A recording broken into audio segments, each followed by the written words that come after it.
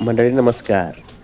आज आमच्या घराशेजारचा ऊस कोयम 90-51चा ऊसतोड ही सध्या चालू आहे, ज्याची सरासरी 1 एकरी 30 टन 35 टन राबल तसा ह्याचा उतारा पडत असतो.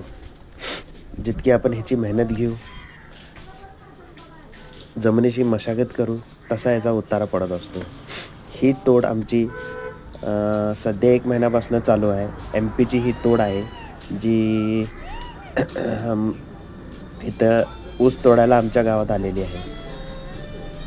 तर म्हणायचा उद्देश एवढाच होता की कुठलेही काम असू दे, कष्ट केल्याशिवाय पैसा भेटत नाही आणि पैशाला आज महत्त्व आहे. जो मिळवायला कष्ट केलंच पाहिजे, तरच तुम्हाला पैसे भेटणार. मग कष्ट कसलंही बी असू देत, काम कुठलं बी असू दे, काम केलंच पाहिजे.